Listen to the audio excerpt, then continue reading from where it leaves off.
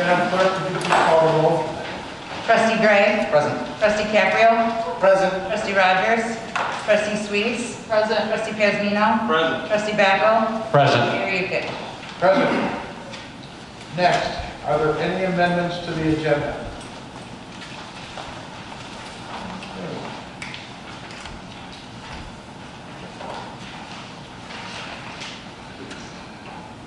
Is there a motion to approve the minutes of May 27th, 2020 Village Board meeting? So moved. Trustee Gray, I'll second. Trustee Sweets, any discussion? I would just like to apologize for the delay in the minutes. We had some technical difficulties with the computers, but you will have all the meetings up to date at the next meeting. Thank you very much.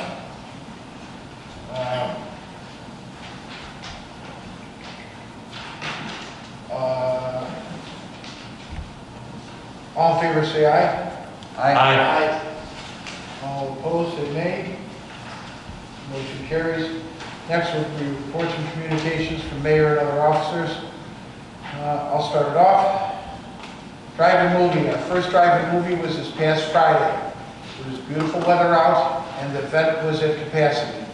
During these difficult COVID-19 times, it's nice to still be able to offer family, friends, events like these. Ribbon cuttings today. Earlier today, we had 2 ribbon cuttings for 2 new businesses opening in Homer Glen. We want to welcome Mass Mutual and Hydro Group to the village. Third, 151st Street speed limit. It's a friendly reminder that the speed limit on 151st has been reduced to 35 miles per hour, so please slow down when driving on this road. Back to the ribbon cutting, this Hydro Group, if anyone's looking to make any kind of beer, vodka, tequila, this guy's got everything there. It's very nice. We'll switch over to the trustees, and we'll start with Trustee Gray. Thank you, Mayor. Reporting on behalf of Community Economic Development Committee, I'd just like to mention that our meeting, which was to be held yesterday, was canceled. In lieu of, we're having a CED and stakeholders meeting on August 25th to go over the next phases of the branding project that we've been working on before it comes to the village board. So that is why we have canceled the last few CED meetings, because we've been having the stakeholder meetings instead. And I'd also just like to welcome Mass Mutual and Hydro Group to the village and thank them for their investment in this. That concludes my report. Thank you, Trustee Gray. Trustee Backel? Thank you, Mayor. Reporting on behalf of the public safety meeting that we had last Wednesday. We discussed the Long Run Creek initiative that we're working on. We had a request from a few of the residents to extend the deadline of the mail-in responses from the residents impacted by Long Run Creek. The original deadline was August 8th. A motion was made to extend the deadline to September 1st. The motion was extended, and we have several residents that are helping to get the word out. They're going door to door to get additional residents involved. Thank you, Trustee Backel. Trustee Sweets? No report, Mayor. Trustee Caprio? No report, Mayor. Trustee Pazmino? No report, Mayor. Next would be the village clerk. Just a reminder, if you have a report that you're reporting for the day, I ask that you please submit your report immediately after the meeting or prior to the meeting so I can put it in the minutes for the following meeting. And also, we are having some recording issues, so if you're going to speak, if you could speak clearly into the microphone so we can hear on the recording, it would be greatly appreciated. That's all. Thank you. Village attorney. No report, Your Honor. Lieutenant. No report, Your Honor. Thank you. Village manager. Actually, Your Honor, I do have just a quick report regarding the CARES money that's being allocated to the federal government, to the states, and to the counties. Matt Walsh and I today participated on a webinar with the Will County officials as it relates to how they're going to begin to administer the CARES funds that are going to be coming through. The way Will County is going to be administering theirs is they are going to be allocated on a per capita basis to each community. That per capita dollar amount is $41.25. which means that we have a set aside that is about $1.1 million for Homer Glen, the village. That's a set aside. That doesn't necessarily mean that we will get all that money, because we have to submit reimbursement requests through their process in order for us to get our money back. We have been tracking all of our expenses related to the COVID-19 pandemic since the beginning of March. The timeline for the eligible expenses are from March 1st to December 30th. So if we incur additional charges through the rest of this year, those are eligible for reimbursement as well. There are a couple of things that are not eligible for reimbursement, and one of those things is lost revenue. So that is not an eligible reimbursement. But it was a very productive phone call. It gave a lot of good information. And we'll be working with the board in the coming days to come up with maybe some additional ideas and some additional things that related to COVID-19 that we could be working on behalf of the village and our community. Thank you. Next would be public comment.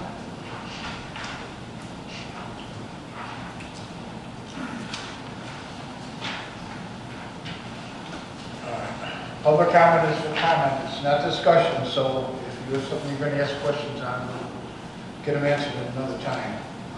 First would be Roy Adcock. Think we go to our own interest my first time coming here. Sure. We need this, or we can talk without it, which is, You can pull it down. oh, okay. Hi, my name is Roy Adcock. You want their address and to here, or for the record, or no? I'm not sure. That's fine, you can go ahead. Okay.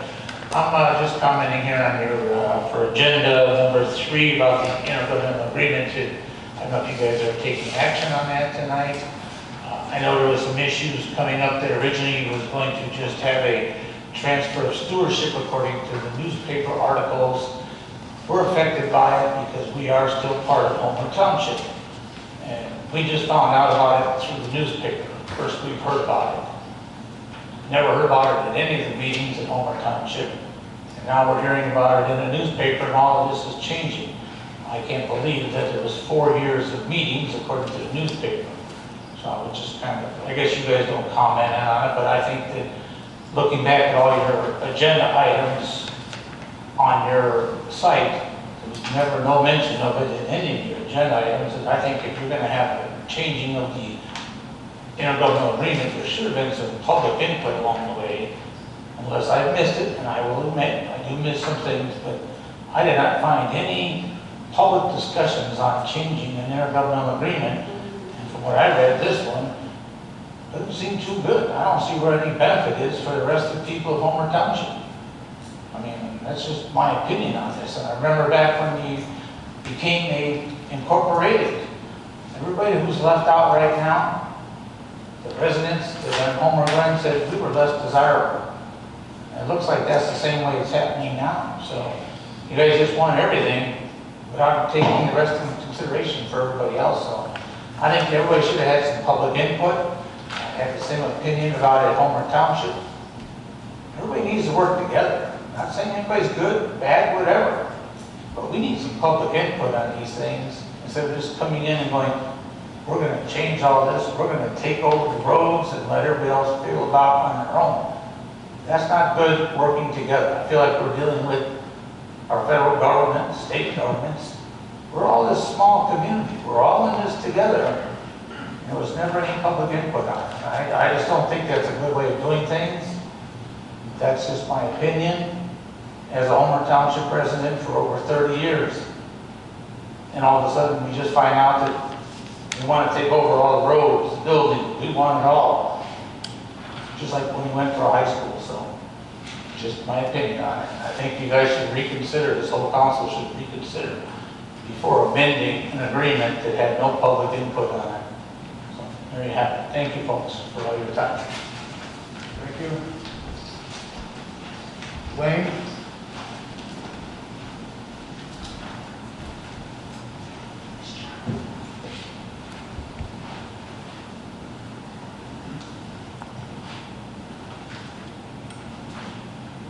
First of all, Mr. Mayor and trustees, I want to publicly acknowledge Joe Baker I've been working with him for the last 4 or 5 years on different issues, and I think he does an excellent job. So I want to let you all know that I appreciate his efforts.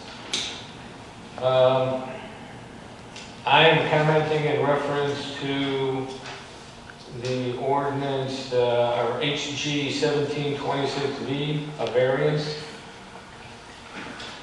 Since 2017, I've tried to negotiate with Mitch. My neighbors and I have complained about various village ordinances that Mitch has violated. Negotiation. In 1996, the Republicans controlled both the House of Representatives and the Senate.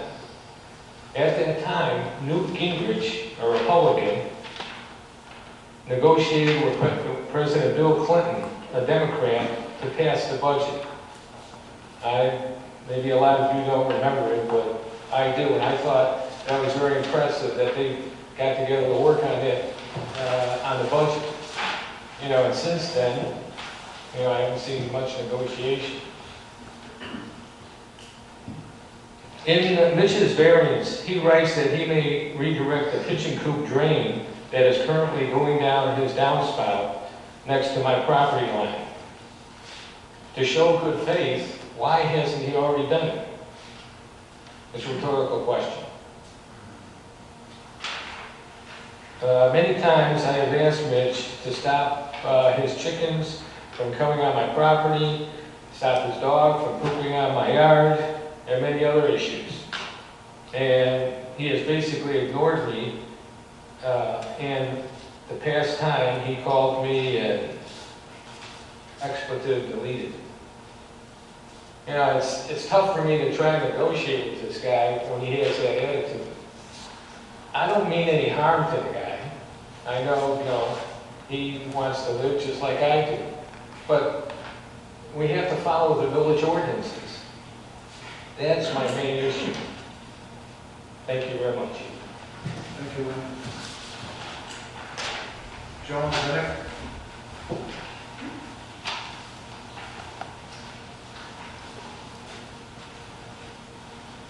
Hi. I live adjacent to Mitch as well, and so this is regarding ordinance HG 1726B. And I thought that this ordinance back in November 16th of 2017 was resolved, and that he didn't comply with his required setback of the 3 feet or 3 inches or whatever it is, because his was only 2.68.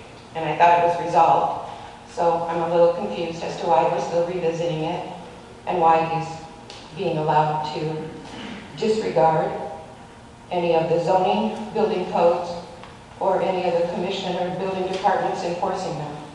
So why do we have codes? I guess rhetorical question, because we're not asking questions. But why do we have these codes and ordinances if we're not going to follow them? Thank you. Tom Krzyzewski?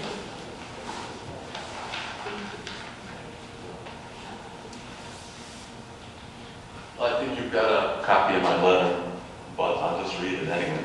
I'm asking why we are revisiting this issue. It was resolved unanimously 3 years ago when both the Plan Commission and the full Village Board agreed that the request for variance was caused by the petitioner not obtaining a permit to build a structure, not following the zoning and building codes, and therefore the problem was self-created. I believe those were your words. I don't know what's changed. I've noticed that the zoning of this property has changed from R2 to R3. I was not, as an adjoining property owner, notified of this change. Does this mean that now he's trying to sell the property with the non-compliant structures, that it can be subdivided? Does it mean that all his present or new owners' animals will not be permitted on this property? Because from what I understand, the difference between an R2 and an R3 zoning is that there's no animals involved in an R3 zoning, but there are on an R2. So I don't know what the zoning was. At first I thought it was maybe a typo that you guys did on your,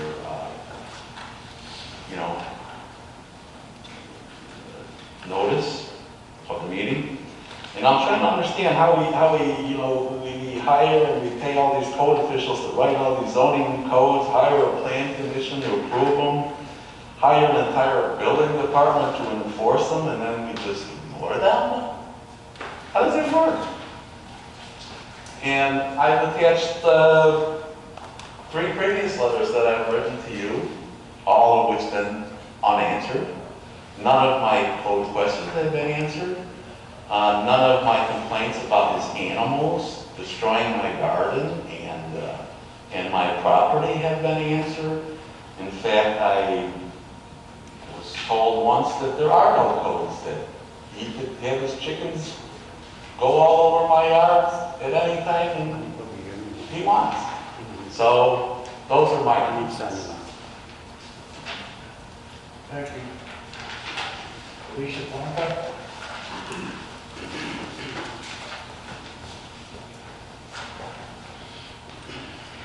Good evening. Alicia Blanca. I'm Mitch Rhodes' attorney who filed the petition for variance. So perhaps I'd like to first just correct a few things so that there's no misunderstandings on the record. With respect to the zoning, the neighbor's zoning on his property may be R2, but this property in fact was R3, is R3, it was not changed. The zoning maps show as R3 and it's been R3 the entire time. So there's nothing done to surreptitiously change the zoning on that. In fact, and I don't know, perhaps at one point in time there were some animals there, but my client doesn't have any animals, no chickens, not even a dog. I think he has a cat. So I don't think that's a concern. If it was, I don't know, but it's no longer a concern.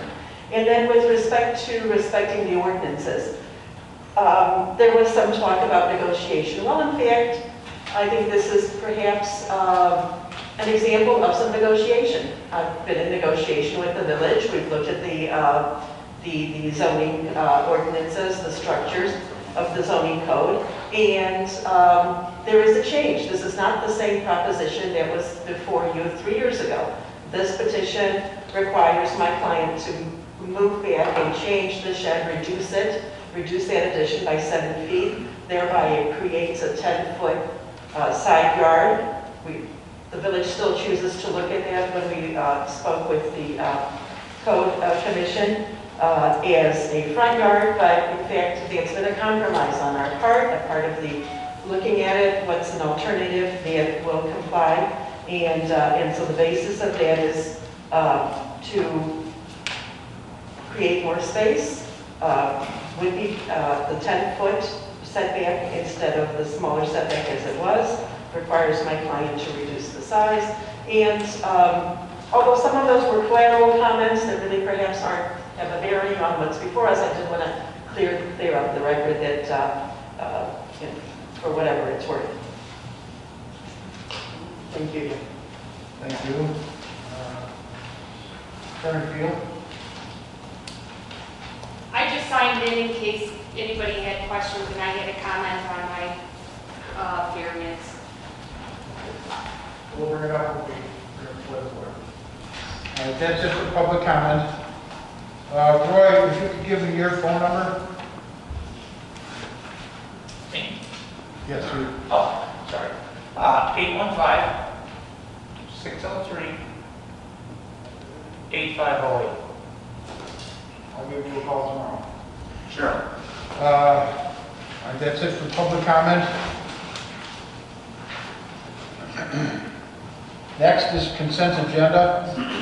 All matters listed under the consent agenda are considered routine by the village board and will be enacted by one motion. Is there a motion to approve the following items?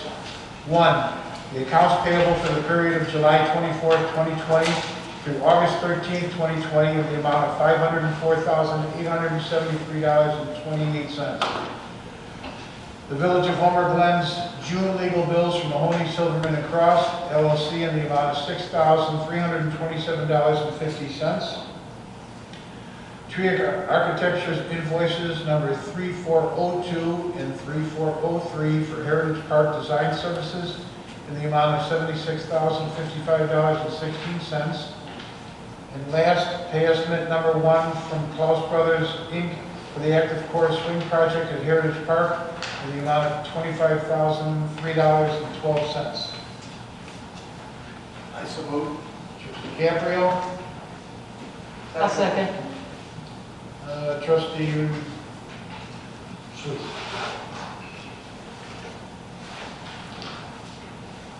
Any discussion? Madam Clerk, please call the roll. Trustee Backel? Aye. Trustee Suisse? Aye. Trustee Caprio? Aye. Trustee Pazmino?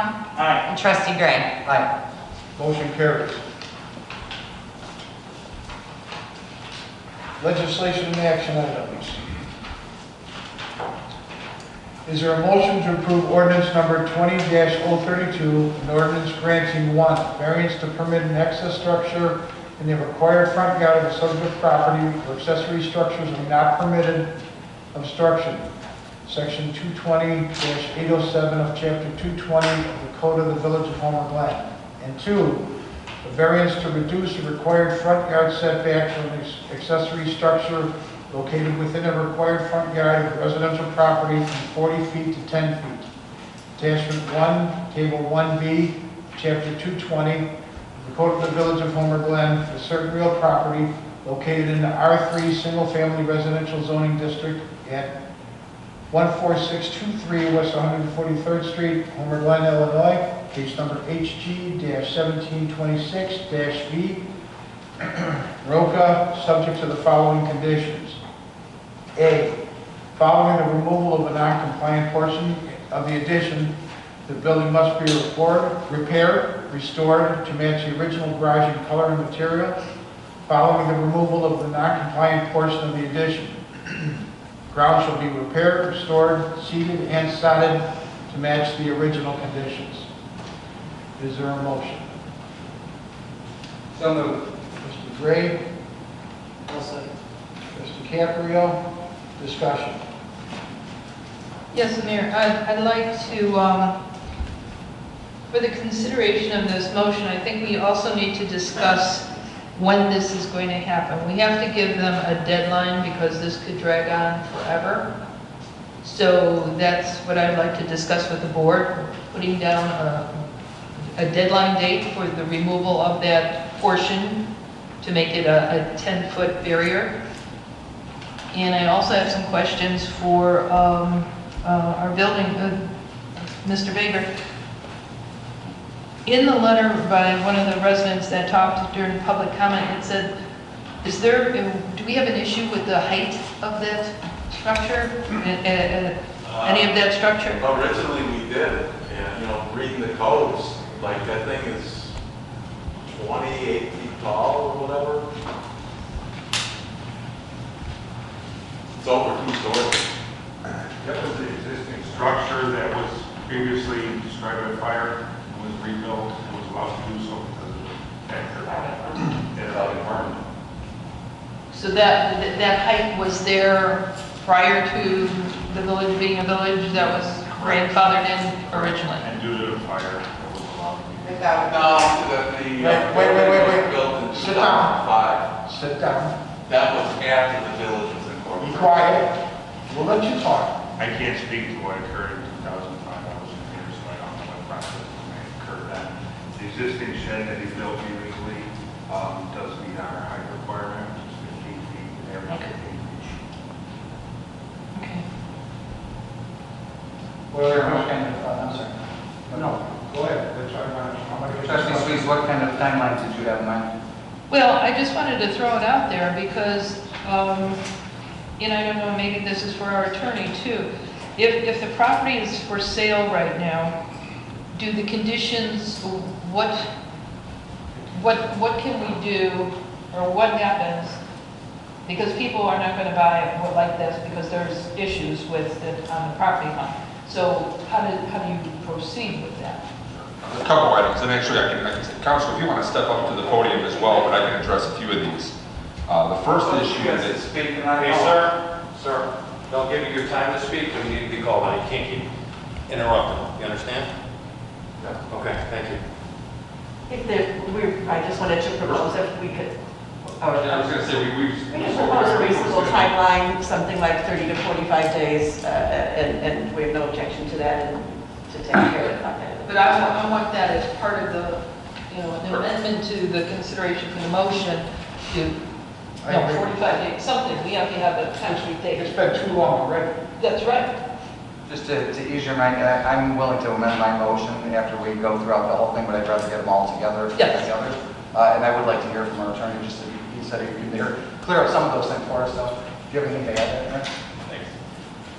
I was going to say 30 days is what had been discussed before. There is currently a court case that's pending. I believe the next court date is September 23rd. So I don't know if it would be done by that point. That's a little bit more than 30 days. If it would be done, that would be the date that we could dispose of the case. We would, at that point, take care of the litigation that's going on with it. As part of the litigation, we filed what's called a lis pendens notice, again, and recorded it against the property, that says if there's anybody that looks at title, anybody that's interested in purchasing the property, there's something recorded that the title company would show that says there's currently litigation pending regarding the property. Therefore, once the litigation is taken care of, we can file a release of that and take that off of the property. But that would, to address your other concern, if somebody's looking to buy the property, this is something that's going to pop up, and they're going to be put on notice that this is an issue, and it's got to be resolved before they purchase the property. And if I may, that is our goal, to resolve this before the court date in September, so that if that would, if it would be sought to be put into the ordinance, we're fine with that. We have no objection to doing that. I mean, barring anything unforeseen, some sort of calamity, my client would intend to do it within the 30 days. So you would be okay with us adding to the motion that would be September, or we could say September 30th to make it, whatever, September 20th is okay. Obviously, it benefits him to get it done as quickly as possible, so Okay. he releases the lis pendens so that he can market the property without any fear of that falling through. So we don't have any problem with adding that deadline. I have a couple of other remarks that Trustee Suisse, if you want to, do you have anything else? No, go ahead. I just want to make sure your client does understand the two conditions, the A and B, is that, he needs to take out the concrete pad that's underneath it, the portion that is being reduced. Okay. So, the second, the B bullet item says that, the ground needs to be replaced. Return to the original condition, the condition it was before the shed was built on top. Yeah, I understand that the original condition, there was actually some sort of asphalt or stone there. It wasn't sodded, but if it's a condition that needs to be met, I can make that. Concrete needs to come out because it needs to be, Joe, is that correct? Correct. And the other thing is, I just wanted to address one of the earlier points that was made about, that we're doing the best we can on this thing, and the one neighbor's property is within, I believe, an equal amount to what this will be once it's remediated. So once Mr. Maroka pulls down that portion of his addition and sets back to 10 feet, I believe that is kind of a matching condition on the north side of that property line for the other neighbor. That's correct? Correct. I'm glad you mentioned that. I was going to bring it up in my comments as well, but there's a 10-foot, the garage for the neighbor to the north is 10 feet off the property line, so that's one of the reasons why we negotiated this, was it's going to be consistent with the neighbor's property. Right. So we did initially try to make him full compliance, take the entire thing down. The problems with some of that is, going through the court processes, there's no guarantees that we're going to get satisfaction that we want, nor in a timely manner or anything like that. So this just basically matches the conditions to the north side. So there will be a 10-foot gap now between the fence line and the north edge of this shed, and it won't just be a big concrete pad. So. I understand. And if I could just also to clarify, this particular addition that we're talking about, is the subject of this petition variance, is not the same structure the other neighbor was commenting on. It's not 2 stories tall. This is not what's before the board today. That was a pre-existing structure that was rebuilt after a fire. This addition is much smaller and much lower, and it's not the same structure. May I ask a clarification question? I apologize. Trustee Gray, you had stated that the concrete pad needs to be removed and it needs to be put back in the original condition. The attorney had stated that the original condition was a blacktop surface or asphalt surface. I just would like clarity. With my client, but I think it was asphalt, but I could, there was some sort of surface that wasn't solid. It would not be compliant with the current code, so it would have to go into vegetation grass. It's in the grass? Okay, I just wanted clarification for. Understood. Understood. Yeah, it actually says if following the removal of the non-compliant portion of the addition, the ground shall be repaired, restored, and seeded, sodded to match the original condition before this was put down. So they don't want the asphalt, they want grass. I just wanted clarification as she stated it was asphalt, so I wanted to make sure for the minutes. Yeah. Just so you know, it's going to be grass or sod. So this way, Mr. Milton knows. Trustee Gray, did you want to then add? I do, I just want to know Comments if about anybody else the has date? any comments. Does anybody else have any, before I make an... Well, what is the date that we're deciding on? Because we're still floating out there. 30 days is 30 days. If we started from tomorrow, and that's what we should start it at, because it's been years now, let's get it down. What You know, date would it's you just propose, excuse Mayor? after excuse, and it's getting old. Would you propose a date of September 13th? September 15th. September 15th? Okay. Again, if anybody else has any other things that they want to add to it. Can I amend my motion then to add the condition that the applicant will have all of the changes, including the remediation of the grounds, completed by September 15th? Who was second? Carlos. I'll second that. All in favor?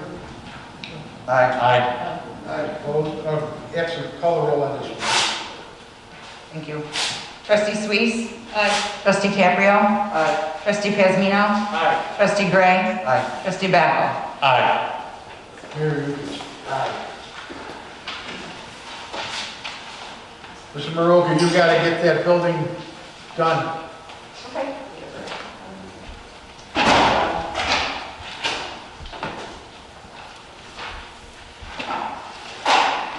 Thank you.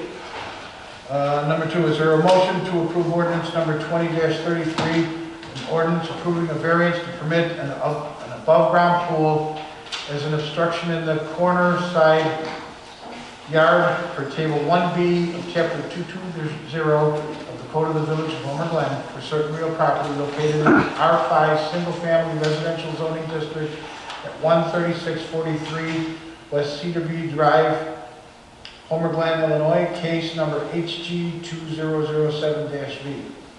I so move. Trustee Backel. Second. Second was Ruben. Okay. Trustee Pazmino. Discussion? No discussion? Well, I was just going to say, I don't usually give variances, but there is a lot of hardships. There's a lot of hardship evidence here. It was amazing, so I can see there's no other spot to put that pool. I agree. So I guess that covers discussion. Madam Clerk, is there any other questions or comments? Madam Clerk, would you please call the roll? Trustee Caprio? Aye. Trustee Pazmino? Aye. Trustee Gray? Aye. Trustee Backel? Aye. Trustee Suisse? Aye. Motion carries. Next, intergovernmental agreement between the Village of Homer Glen and the Homer Road District. Is there a motion to approve an amended intergovernmental agreement, IGA, between the Village of Homer Glen and the Homer Road District? I'll second. Trustee Pazmino, trustee Caprio. Discussion. Well, Mayor, I think this is so the residents and the public knows, this is just a change in the renewal period and the change in the date of termination by either party. Is that correct? Okay. Yes. I just wanted, so that they understand that this is the only thing that we're doing with this IGA right now is changing, extending the date. And I wanted to point that out as well, that previously, prior to now, the intergovernmental agreement that was in place, also, we considered a 60-day notice that said we can terminate 60-day notice either side, that's fine. What this ordinance does, and what we're doing here tonight is simply saying that it's got to take a year notice.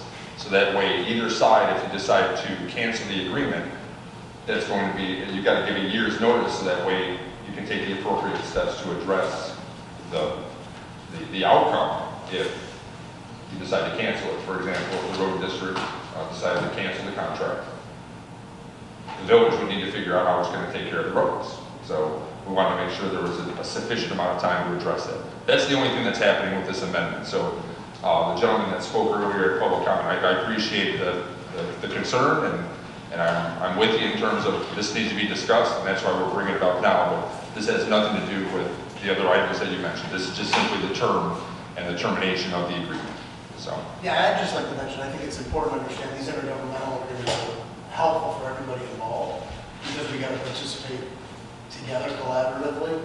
And I think we've been trying to do these for years, and ever since I've been originally on the board with the township, with the road district, ourselves. So I think it's total intergovernmental cooperation. So although I understand what you had said about not being notified and things of that nature, but it really is a clerical minor change in my mind. And this is a work in progress. Nothing's written in stone. Nothing's been voted on. There's nothing on it except discussion.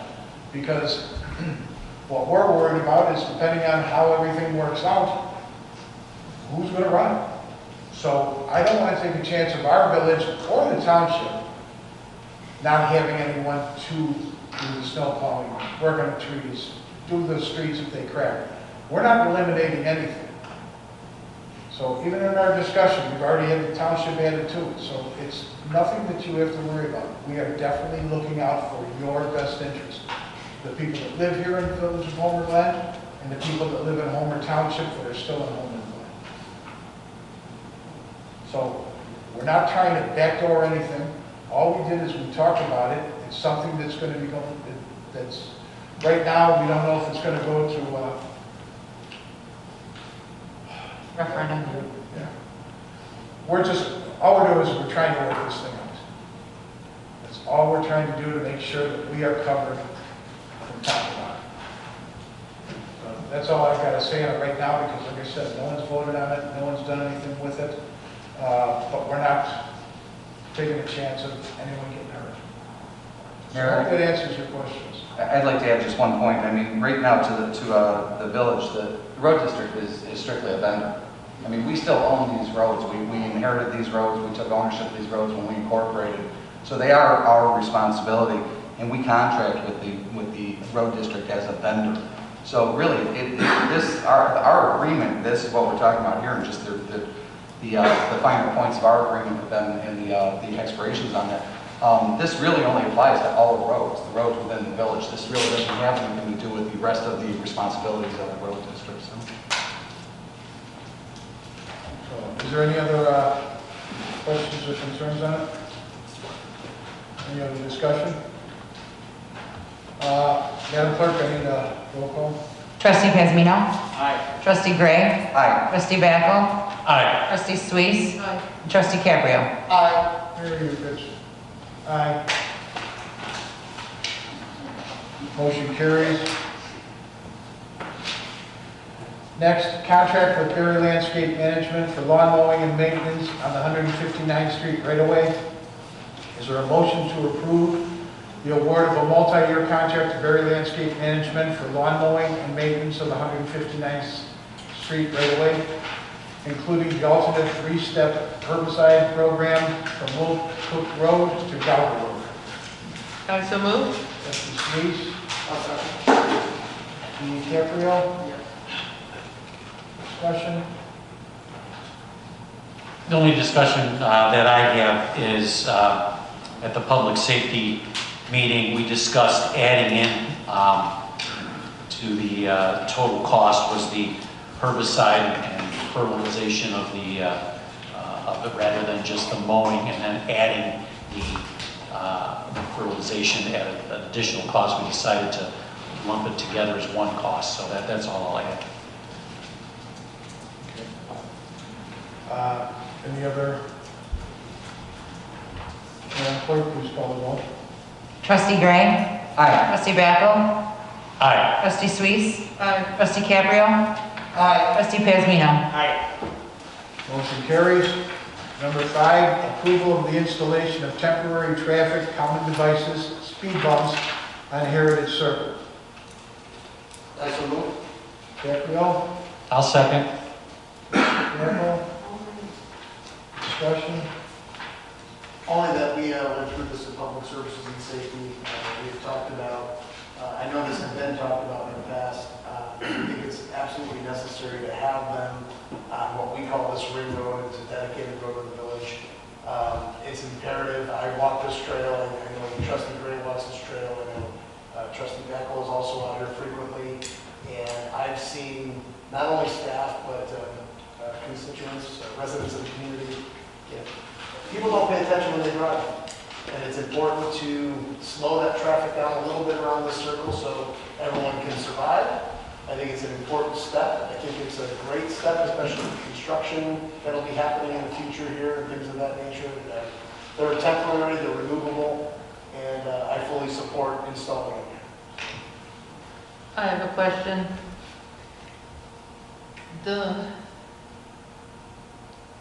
Okay, should there be, now I'm assuming there's that parking lot and then active core would be kind of in the middle of that the vertical part. Should we think of putting something before the active core? Because most people come in through the, well, I can't say. That top green line is just before the active core. See where that circular or half moon compass looking drive. Well, but it's before or after, depending on if you're coming or going. Yeah. But it's not going to be in the active core area.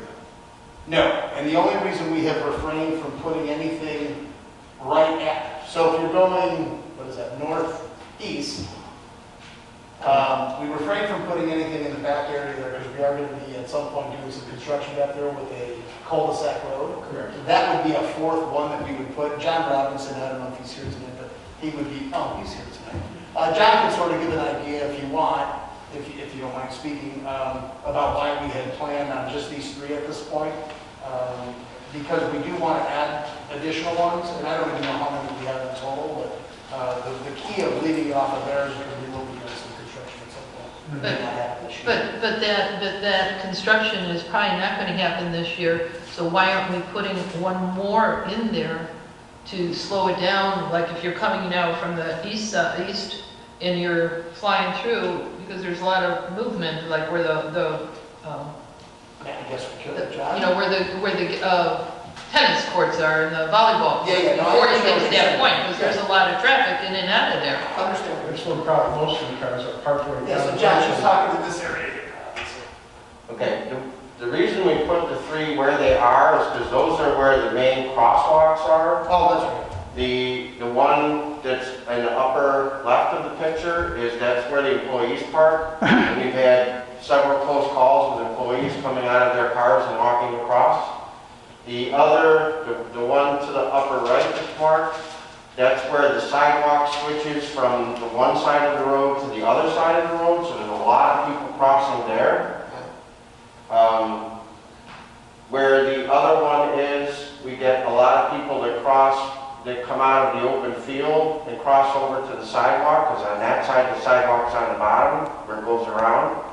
So that's why we picked those 3 spots to start. In the future, there are other planned crosswalks, but they're not being used right now. Like right in front of the active core will be a crosswalk that connects with the Village Green side. So in the future, we would add one there. And we would probably add one in the future, depending on where the crosswalk lands, where the cul-de-sac road will be. But we started with these 3 because those are the 3 main places where people are crossing. So, I mean, we could add them. I mean, it's not a problem. It's just that like I said, in between the 2 green spots, there's another crosswalk from the parking lot that goes across to the sidewalk, but not as many people use that crosswalk, so we didn't put one there. I think ultimately there should be something at all the crosswalks once they're all fully completed and fully installed. But right now, those are the three main points where people are crossing. That's why we picked those three spots. Well, I was just suggesting over by the courts, or somewhere over in that sector too, in addition to what you have, because there's a lot of people backing out, coming and going, there's a lot of congestion over there, I thought. But that was just my opinion. Like I said, the board, we can put them at The the... problem with putting in too many is that you only notice them when you drive off, and if you put in too many, all you're doing is driving on an elevated roadway. I mean, you have to come off it at some point. So we're talking about putting them everywhere. Let's see if we can do it with the three right now. Let's see how it works. Then we're going to find out if it's a necessity or if it's just something that we think might help. Sound good? I have a question. Before, when I was on public safety, the fire department usually had a problem with these when it had been talked about putting them into onto residential streets. So have they been notified of this? Yeah, they tested them 2-3 weeks ago. Okay. They tested all issues. all fire departments. They brought out They're big ladders, the paramedic trucks, they have no issues. And they're The day of the first responder lunch, we took everybody from lunch and paraded them over. Even drove lawnmowers over them to make sure they were clear, because they're at like 1.5 inches tall, so it's not like... Well, I know that in the past they kind of put up barriers to that. Yeah, we wanted to make sure we had the support of the chief and deputy chiefs as well as the other districts. Excellent. And so, everybody in the district has tested it. I think they did ambulatory tests along with fire tests, so I think we did everything. Even did EMA trucks, didn't you? No, we drove all of our parks equipment over them, all of the different mowers, and made sure that everything was going to clear, everything it would be fine, so we did. EMA trucks are very similar to the fire department truck. We don't have anything that's, it's very low to the ground, so. And we only lost 1 month ago.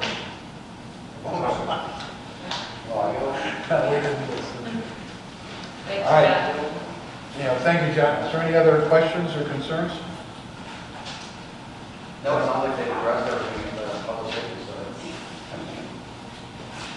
Okay. Madam Clerk, would you please call the roll?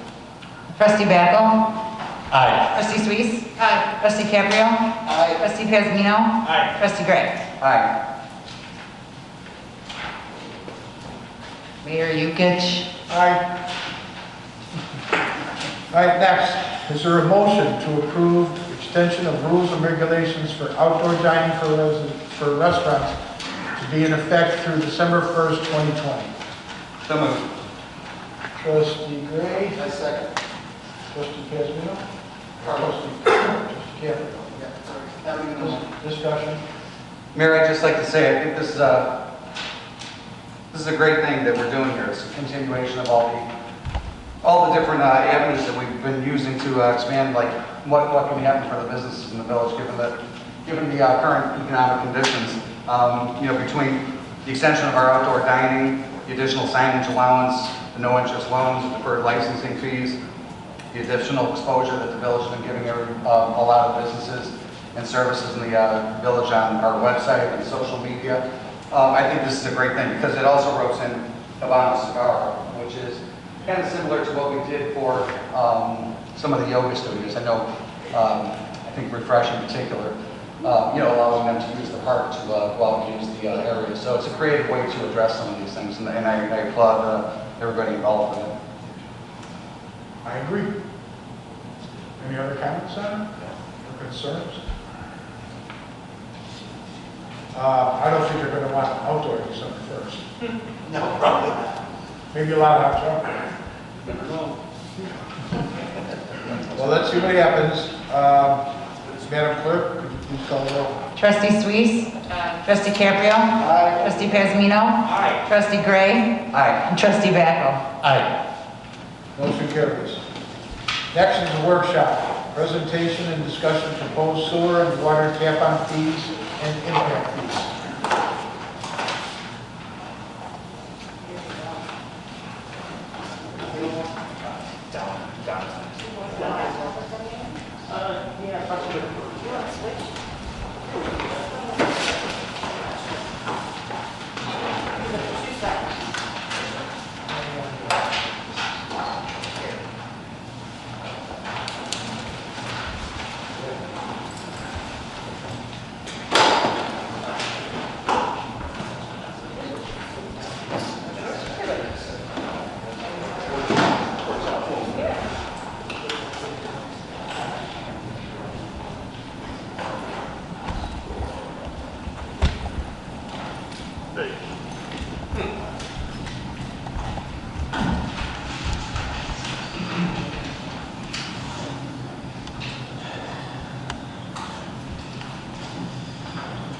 All right, obviously we're going to be talking about the sanitary sewer and water main impact fee and tap-out fee study.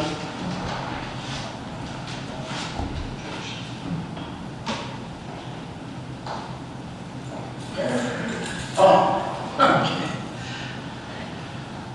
All right, so. Yeah, is that the next one? Okay. All right, so I know this isn't very exciting stuff, but to get started, I would like to paraphrase a famous explorer most of us know, Captain James T. Kirk. To boldly go where holy Glen has never gone before. So, it's about as exciting as this is going to get. Sorry.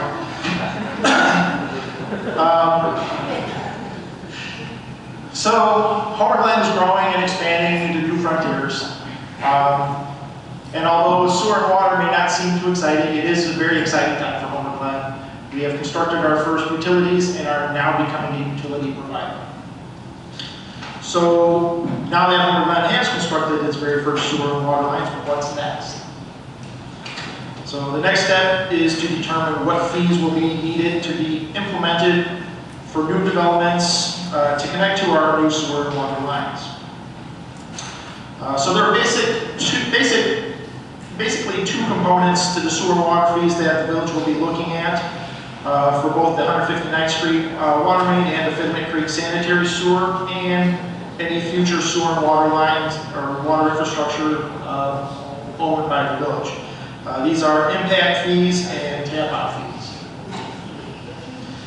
So the impact fees are designed to recapture or recover all or a portion of the cost for the materials, labor, for constructing the new infrastructure and or connecting a customer to the nearest wastewater or drinking water system. So basically, we're looking to recapture those construction costs for the actual infrastructure that was put into the ground. The tap-on fees in general are typically associated with developing or increasing the capacity of the system to accommodate future customers and demand on the sewer and water systems, as well as potential repairs, maintenance, and upgrades to the existing system. So the Finament Creek sanitary sewer and 159th Street water main, the construction costs. So the overall cost for the Finament Creek sanitary sewer, including easements, forest preserve costs, and actual construction costs, this was $4,231,253.67. The overall cost for the construction of the 159th Street water main was $1,460,877.95. So this is the service area for the Finament Creek sanitary sewer. Basically, the red boundary is the area that's within. Everything within that area is designed and is capable of being connected to that sanitary sewer, so it's sized basically for that area. Now there's of course existing subdivisions in that boundary that are already either tied to Illinois American, which includes Glenview Walk and Cedar Brook. There's also several subdivisions that are on well and septic. And then, of course, there's the green area there is Forest Preserve District property. So just to give you an idea, the remaining portions of the remaining properties are basically either the farm properties, undeveloped properties. Most of them are undeveloped. There are some with, just like a single home on a large property. So there are. Next slide. So there are various options and methods that can be used to determine sanitary sewer impact fees. So what we're looking at right now is basically an area-based fee option. So as I mentioned earlier, the cost of the Finament Creek sanitary sewer is roughly about $4.2 billion. So if we go back to that map area, as I mentioned, there's kind of three different options that we can look at as far as the area. One is option A, or service area A, would be the entire area bound by the red border. Service area B would be that whole area minus the green, the forest preserve properties. And then area C would be that red bounded area, again, minus the forest preserve, but also minus those existing subdivisions that are highlighted in yellow. So if we go back to those calculations, it's just kind of a pretty simple, taking the construction cost, the 4.2 million, dividing it by the area of each of the service areas, and that comes up with basically a breakdown of, for each of those three areas, a per acre cost of what it would cost, or a reimbursement cost for the construction of the sanitary sewer. So for area A, which has a total area of 1,269 acres, dividing that into the cost of the construction of the sanitary sewer, it ends up at a per acre cost of $3,333.32 per acre. Area B, since we would be, that service area was deducting the forest preserve property, so of course the service area is reduced, or the recapturable service area is reduced. So now that's 987 acres basically, and so of course the cost is going to increase a little bit, which now it's $4,285. And then service area C, as I mentioned, that's that red bounded area minus the forest preserve and minus the existing subdivisions. So that ends up being about 676 acres recapturable, and so that per acre cost would then be $6,260 approximately. So there's a second option that can be used to determine the impact fees, and this method is based on what's called population equivalence, or PE. So basically, where one PE is equal to one person using 100 gallons per person per day of water, and then obviously they're generating the same amount of waste. So the Finament Creek Sanitary Sewer was designed with a population equivalent capacity of 7,090. So basically, the capacity of the daily capacity is 709,000 gallons per day that has a capacity to flow. So this really comes down to being an equivalent of approximately 2,025 homes that it can actually handle. So again, if we look at the total cost of the Finament Creek Sanitary Sewer, the 4.2 million cost, divided by that capacity of 7,090, basically we end up with a per PE cost of $5,900 or $597 basically average. So there's some additional things to consider when we're looking at these.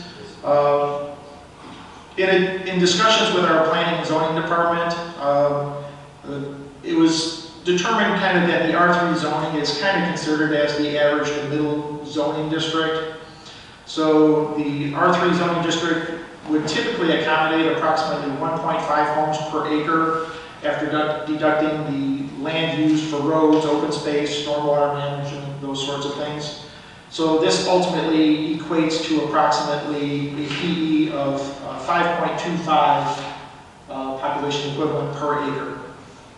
So the board may choose to implement a modified impact fee structure whereby an additional fee is added for the heavier demand developments. So basically, if we assume that everybody's kind of at that R3, that middle of the road zoning, they could potentially pay the area-based impact fee. However, if they're going to be having a heavier usage development, then that additional population equivalent that they're going to be using above and beyond that R3 typical zoning, they would end up paying that $597 per additional population equivalent. So basically what they're doing is they're paying for the additional capacity that they're taking away from the sanitary sewer. So, so again, this is something that the board can decide, ultimately, if they want to go just to an area-based, if they want to go with a usage-based, or there's combinations that they can choose as well. So getting back then now to the water impact fee. So as with the sanitary sewer impact fees, there are several options or methodology that can be used to determine the water impact fees. Again, one option is to base the fees off of a linear frontage of the property along the water main. However, the way that the property is laid out, this would ultimately, put the map up here. So the area in red is the service area for the 159th Street water main. So you can see if we just went with kind of those properties that fronted the water main, you've got some properties that kind of are hidden in the back there that they're actually not fronting the water main. So the linear frontage calculation method could potentially leave out some properties off of that calculation. So a second option is based again on the per acre cost for those properties fronting 159th Street or having indirect frontage to 159th Street. So if we look at the service area based cost or impact fee option, the cost for the 159th Street water main was roughly about $1.4 million. There's a total service area of 268 acres let's go back to that. So basically, that red bounded area is approximately 268 acres. We can also, again, do, there's kind of a service area A and a service area B option. Service area A is the entire area bound by the red boundary. Service area B is that area minus the forest preserve. And just one of the reasons we were looking at those options is because the forest preserve property is most likely not going to develop in the future. It's going to remain forest preserve property, so there's going to be very limited usage coming off of that property. So those are some of the reasons why we were looking at that. And then of course the existing subdivisions, going back to the sanitary sewer, they're already serviced by sewer, either well and septic or by Illinois American and other means. So like I said, we're just giving the what ifs. If we included those and if we deducted those, what these costs would be. So looking at these areas, for the service area for the water main, for the impact fees for service area A, basically that $1.4 million divided by the 268 acres, that comes to approximately $5,450 per acre cost. The surface area B, which is minus the forest preserve area, again the 1.4 million divided by roughly 195 acres, ends up being roughly $7,500 per acre cost.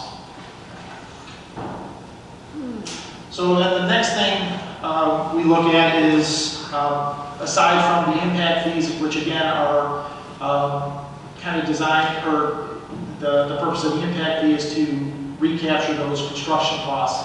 Now we're looking at the tap-on fees. And the tap-on fees, again, are typically associated with developing or increasing the capacity of the sewer and water systems to accommodate future customers and demand, as well as account for potential repairs, maintenance, upgrades, such as new water mains, fire hydrants, water towers, lift stations, force mains, and sewer lines. So what we did in order to determine how we were going to approach the tap-on fees, for what we did was we looked at potential future sewer expansions or upgrades for the sanitary sewer portion of that. We looked at the comp plan, we're looking to upgrade that, and as part of that, there's different service areas throughout the village that are unserved. There's no sanitary sewer, no water in those areas. So we're looking at those areas as to what it would cost to potentially bring sewer water to those areas, service those areas, and and then upgrades to the existing systems that we currently have is pretty much how we determined the tap-on fees for the sanitary sewer. So looking at those, we're looking at the sewer extension to the intersection of 143rd Street and Lamont Road is one of those future expansion projects. The next one would be sewer extension to the intersection of Cedar Road and Bruce Road. There's a lot of undeveloped acreage in that area and no sewer water utilities in that area. And then, of course, expansion and or upgrades to the existing Finament Creek sanitary sewer. So looking long-term, we're looking typically around at least a 10 years out to determine these. And is there going to be upgrades needed for the Finament Creek sanitary sewer, any repairs, major repairs, things of that nature. So what we did then to determine those tap-on fees is we looked at those projects, kind of determined what the service area for those projects were, and then once we had a service area, we came up with a population equivalent of what ultimately what the service requirements for that acreage would be, and then kind of developed an estimated cost of what those improvements would be. So for the Finament Creek sanitary sewer, we already know, we've got a service area, we've got a population equivalent, but what we were trying to estimate is what the future costs would be for any expansions, things of that nature. So we've estimated approximately at this point about $1 million to bring sewer and water to the Cedar Road and Bruce Road intersection. That would ultimately serve about 338 acres, which would, at R3, would typically end up serving approximately 559 population equivalent. The cost to bring sewer to that location is estimated right now just at approximately $5 million. And then the third option, third project, would be 143rd Street, Lamont Road. The surface area for that is approximately 123 acres. That would basically serve the intersection of 143rd Street and kind of expand out. So a lot of those properties that are not served at this point would have an option to connect to that sewer.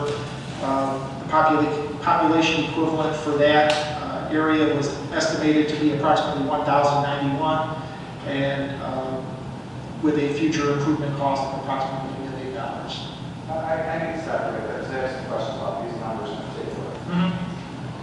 Why is it that something that's 338 acres will only have a PE of 559, but something that's 1270 acres will have a PE of 6667? Are you guys literally looking at the way the land is right now and seeing what's impacted, what would be scrubbed out of that 338 acres as undevelopable? What we looked at was the zoning for the properties. But you've been saying R3 almost. Well, I guess to go backwards, yes. For these, in order to calculate these, we did look at what they're currently zoned at. So they may be R3. Obviously, the intersection of 143rd Street, Lamont Road, there's more commercial properties there. Currently, the area at Bruce Road and Cedar Road, those are all residentially zoned properties. So the population equivalent is going to be less for those. So C zoning is going to have a higher PE, correct, even though it's not residential. Typically, yes. We're no longer like looking at a house structure saying that's 5 properties. We're looking at a commercial structure, and that's why some of these why these numbers don't correlate. Correct. And what I did is I sat down with our zoning department and kind of, we looked at these areas, looked, like I said, what they were currently zoned at, what could potentially fit on those, what's the typical population equivalent for that zoning, and that's where we came up with these estimated numbers. And then we also looked at, to determine the estimated costs, we looked at the current projects that we've done, such as the Finament Creek sanitary sewer, and then later on, we looked at the water main. We looked at our 159th Street water main project. Obviously, for the 143rd Street Lamont Road project, we're also working with Speedway as far as the potential for extending that sewer and water. So depending on, once that, works out, obviously those costs would be much lower to actually get those utilities to that area.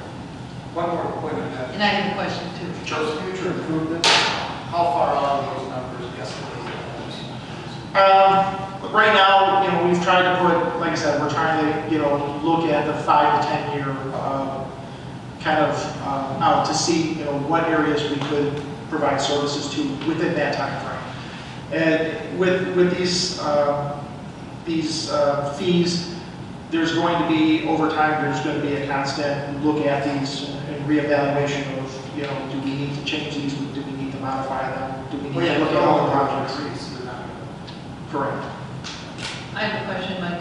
When you have the Finament Creek Sewer 1270 acres, that is including the forest preserve area, right? So why do you, we're not going to have the tap-on fee in the forest, why do you include that area even when you look at the sewer and the water? Why are you including the forest preserve in there? Because you're not going to, you're not building in there. Well, what we were doing is and we can look at that further as to, do we want to include the forest preserve in there? Do we want to deduct that? Obviously, we were just looking at the entire service area for those areas. The Finnement Creek sanitary sewer, it's already constructed, so we're just kind of throwing some estimated numbers there just as far as that would probably include maintenance and any improvements that we would need to do to it over that 5 to 10 year period. It's a new utility, so we're not really anticipating that anything should be done, but we just kind of wanted to throw a contingency in there just in case. So, but we did look at that entire service area, but again, that's something that, if the board desires, we can certainly, look at those same numbers, deducting the forest preserve property, deducting forest preserve and the existing subdivisions out of that as well. So, sure. Which one did you want? The sanitary sewer? Yeah, the one that shows 3 options. Oh, okay, yeah. So I think this, trustee Streets, this is what you're talking about, how area A includes the forest preserve, right? Correct. And then you can see as you deduct those areas, how cost per acre goes up. Correct. And when you say existing subdivisions, is that without, what is that? Is that the ones on American water now? What does that mean? The ones that are serving water or what? Yeah, well, if you go back and I've got the service area for the Finnement Creek sanitary sewer. So the areas that are highlighted in yellow are existing subdivisions. So they're either currently served by well and septic, or they actually are connected already to sewer and water via Illinois American. So Cedar Brook is connected to Illinois American, and also Glenview Walk is connected to Illinois American also. Even though those areas are in this, what's called the FPA, the Facilities Planning Area, which this entire area that's highlighted technically is calculated to go towards Lockport and be treated through their system, but those existing subdivisions, those two that I just mentioned, Cedar Brook and Glenview Walk, those are already tied to Illinois American. So Cedar Brook actually goes to the Chickasaw plant, and Glenview Walk actually goes south and actually does work its way back to Lockport. But obviously, we would not be including those providing any kind of sewer system. But theoretically, over time, Glenview Walk, actually both of those subdivisions, Glenview Walk and Cedar Brook, do have lift stations. So technically, this sewer could ultimately handle those two subdivisions if they were to connect onto our system. You could theoretically eliminate both of those lift stations in the future if it became necessary, and they could again tie into our sanitary sewer.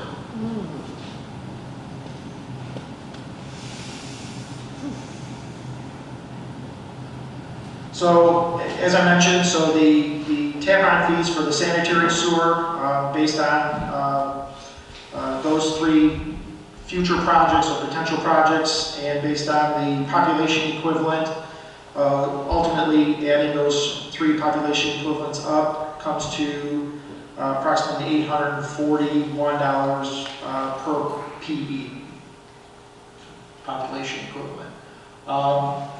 And as I mentioned, so now looking at the potential future water expansion or upgrade projects, again, we would be looking at that same intersection of 143rd Street and Mountain Road. Obviously, if we're going to be extending sanitary sewer to that area, we would certainly want to extend the water main. And potentially working with Speedway, those would be done at the same time. And then again, the next one, water main extension to the intersection of Cedar Road and Bruce Road. Again, we would want to, at the same time as we would be putting in a sanitary sewer, we would look to put in water main to service that area as well too. And then also there's some contingency costs thrown in there for expansion and or upgrades to the 159th Street water main that was just constructed. So looking at the tap-on fees for the water, so again, we looked at those population equivalents for those three areas based on the water, came up with the total population equivalent, and you'll notice that the population equivalent for the 159th Street water main does differ than the Finament Creek sanitary sewer because it does have a much smaller service area. So obviously that population equivalent number is going to be less as well too.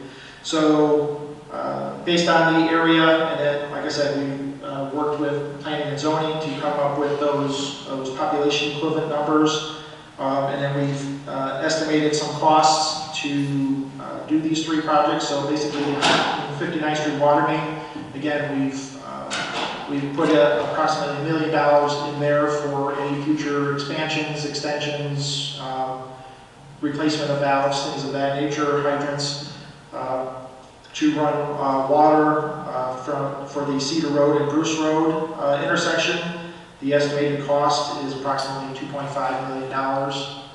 And then the cost to extend water main for the 143rd Street and Mountain Road intersection is approximately $500,000. So that came to a total cost of $4 million. Dividing that by the population equivalent, we came to a per population equivalent cost of approximately $1,308.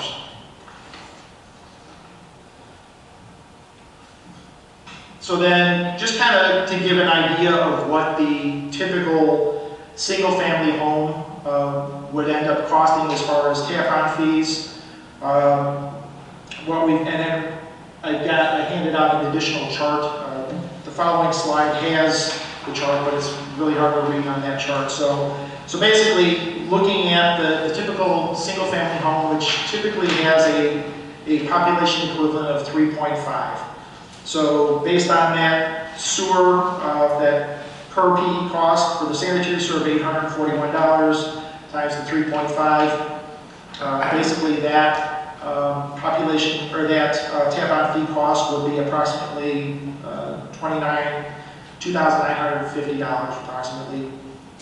And then again, looking at the water connection, the tap-on fee for the water, the $1,308 multiplied by the typical population equivalent of a single-family home ends up being approximately $4,580. So if you look at the next chart, I've handed out a copy just to make it more readable.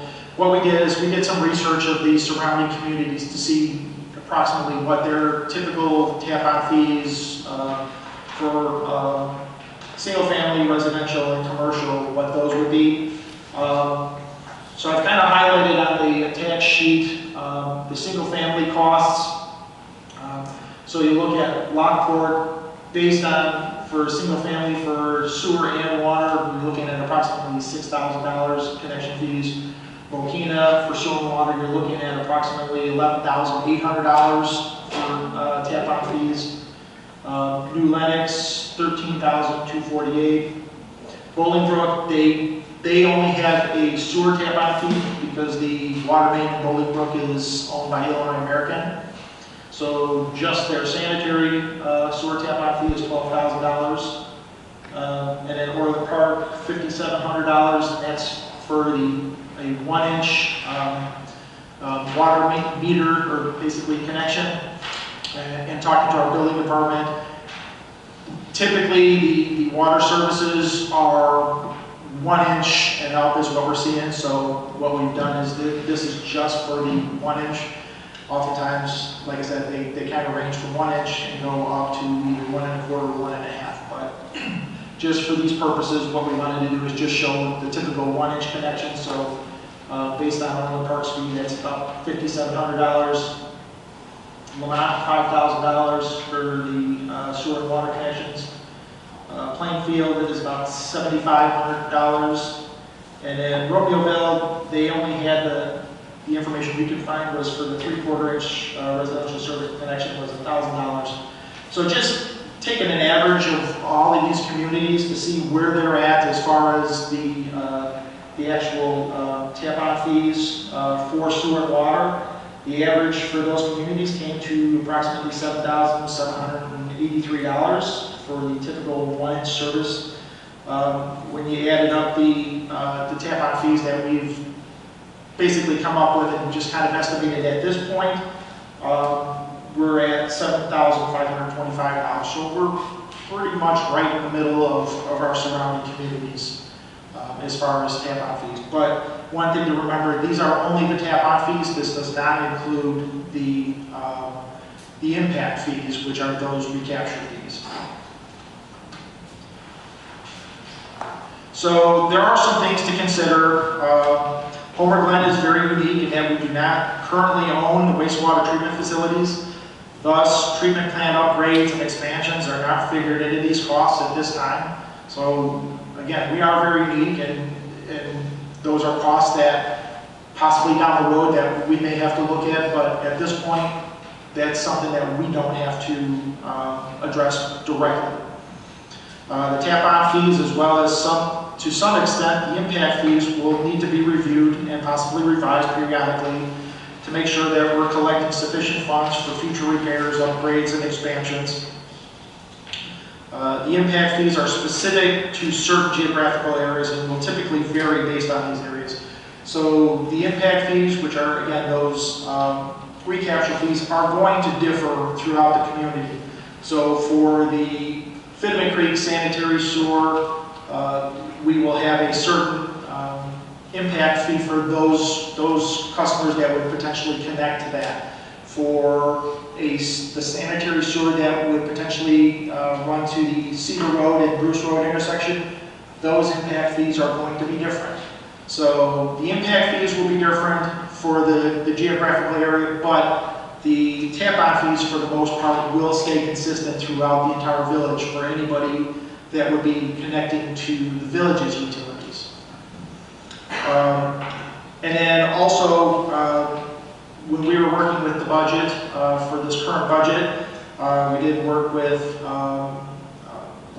John Sawyer to create a water management fund as part of our current budget for the tap-on fees. And all of those tap-on fees that are eventually collected, those should go directly into that water management fund and should only be used for sewer and water purposes. So, if there's any questions.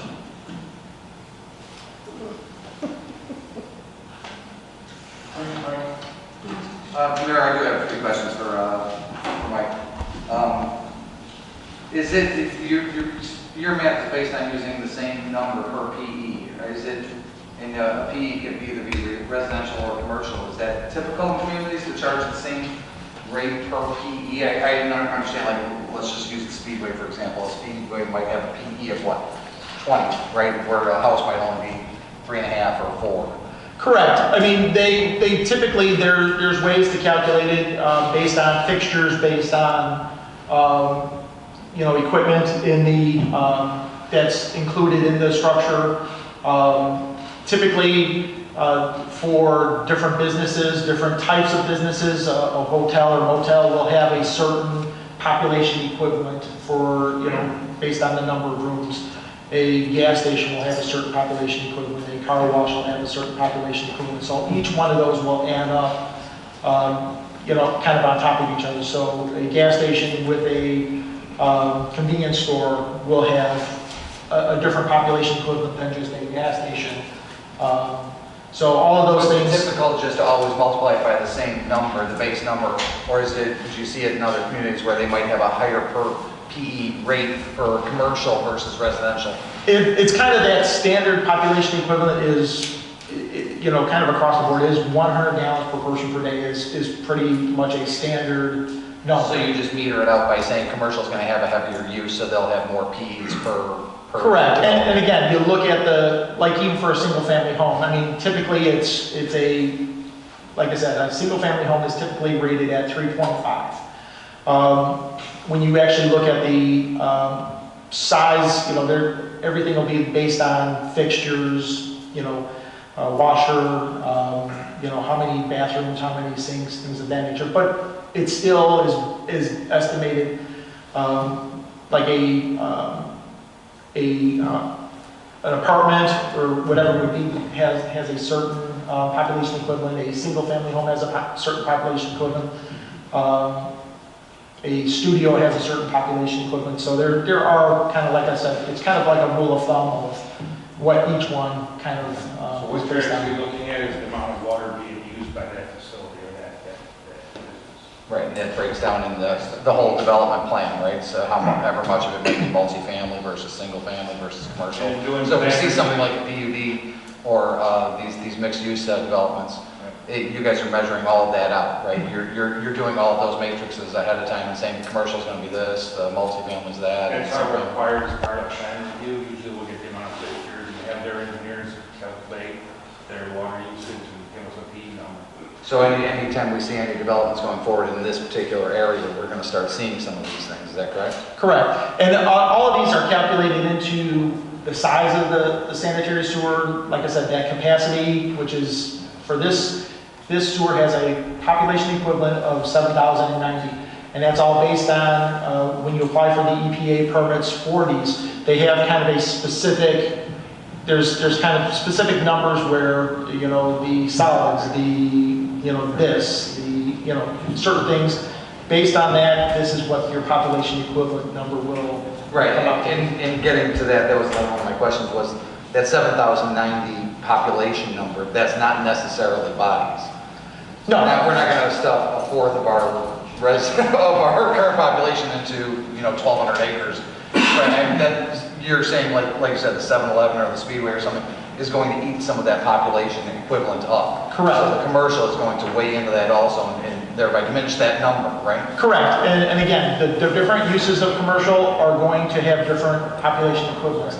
And just, that is the average capacity. So as far as peak capacity, that sewer does have a larger peak capacity. So of course, at certain times there's going to be higher flows than that, but that's the average daily flow that sewer is designed for is that 7,090 population. I do have other questions. I'll email them to Mike, but I would also ask, can you share that PowerPoint with us?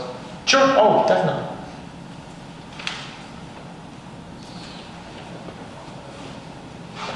Any other questions? Thank you, Mike. You're welcome. Appreciate it very much. Good long across the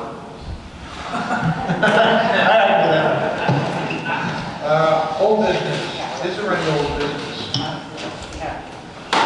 Yes, I have some old business. I've had phone calls last week and a half about the speeding on 159 or Cedar Road. They had the lights up there. Before, when they put the stop sign up there, they had lights up there too. They took the lights down. People would go on the stop sign multiple times. So I'd like to see if next meeting, if you could just bring it up to the board, see if they can put the lights back on. Cedar Road what? Cedar Road 167th. Oh. Was there lights or was there flags? I think it was flags on the stop sign. I don't know if there was a light. I thought they had lights up there too. I don't remember the lights, but lights would be Well, like great. that stop sign all the time. I will say I live right there, and I will say at least once a day I see a car that just goes through it. It's just they pick up speed real quick and then they don't realize it's the speed of the stop sign. So, I mean, if you could do it the next meeting, I would appreciate it very much. Joe, you want to? We lost some of them too, if I recall. Okay. Is there any new business? Next is executive session. Is there a motion to go into executive session for the purposes of discussing purchase or sale of real property? 5 ILS 122C5 and potential of pending litigation. 51 LCS 1202C11. Is there a motion? I so move. I'll second. All in favor? Aye. All right. We're gonna go out for executive session and